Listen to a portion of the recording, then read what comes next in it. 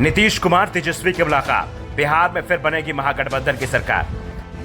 जाति जनगणना और आरक्षण के मुद्दे पर जेडीयू और आरजेडी आए साथ। नीतीश कुमार को दिया इंडिया में आने का प्रस्ताव। नमस्कार, आपके साथ मैं हूं आदित्य कुमार। नीतीश कुमार और तेजस्वी यादव के बीच 8 महीने के बाद मुलाकात हुई। इस मुलाकात की खबर से बीजेपी की चिंता बढ़ गई।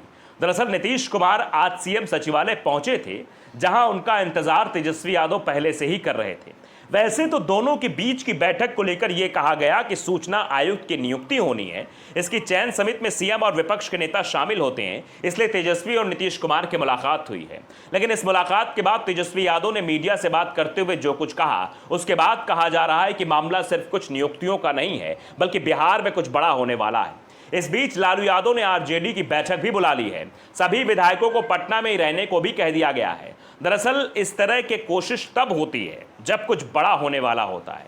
यानी लालू यादव ने अब कमान एक बार फिर से अपने हाथों में संभाल ली है और कहा जा रहा है कि अगले कुछ घंटों में बिहार में कुछ भी हो सकता है। इस बीच तेजस्वी यादव से जब नीतीश के साथ हुई बैठक को लेकर सवाल हुआ तो उन्होंने कहा कि हमने नीतीश से जाति जनगणना के आधार पर तय किए गए आरक्षण को लागू करने के लिए कहा है।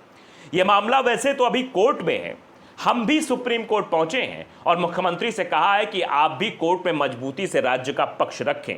इसके साथ नीतीश कुमार से यह भी कहा है कि वो केंद्र सरकार पर दबाव बनाएं कि बिहार में आरक्षण का मामला संविधान की 9वीं अनुसूची में शामिल किया जाए, जिसके बाद इस मामले को कोर्ट में चुनौती न दी जा सके। इसके अलावा तेजस्वी ने ऐसे कोई संकेत नहीं दिए जिससे लगे कि जल्दी महागठबंधन राज्य की सत्ता में आने वाला है। लेकिन दावा जरूर किया जा रहा है कि जिस तरह से एनडीए के अंदर जेडीयू पर दबाव बढ़ाया जा रहा है और दबाव पड़ रहा है, उससे नीतीश कुमार बेहद परेशान और हैरान दिखाई दे रहे हैं। और नीतीश कुमार पर जब दबाव बढ़ता है तो उसका परिणाम दिखाई भी देता है।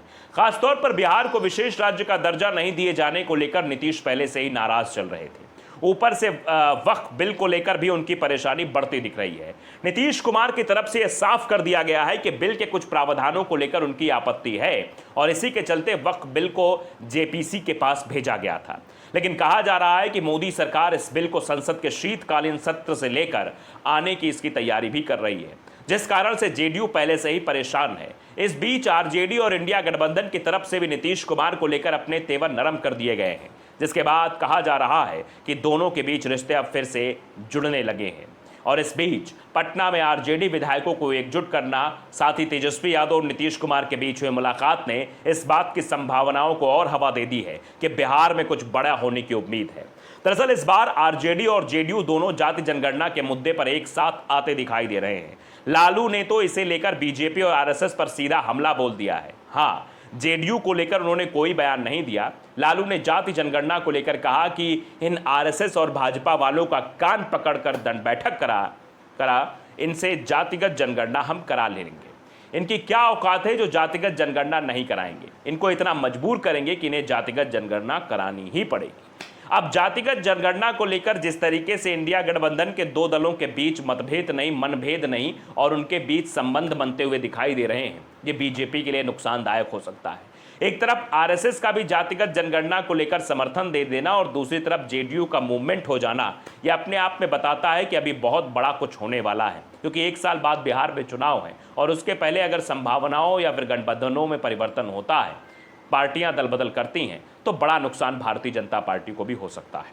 अगर आपने नवदर्पण न्यूज़ को सब्सक्राइब नहीं किया तो ज़रूर कर लीजिए, बेल आइकन दबाइए ताकि अपडेट भरी खबरें आप तक पहुंचती रहें। नमस्कार।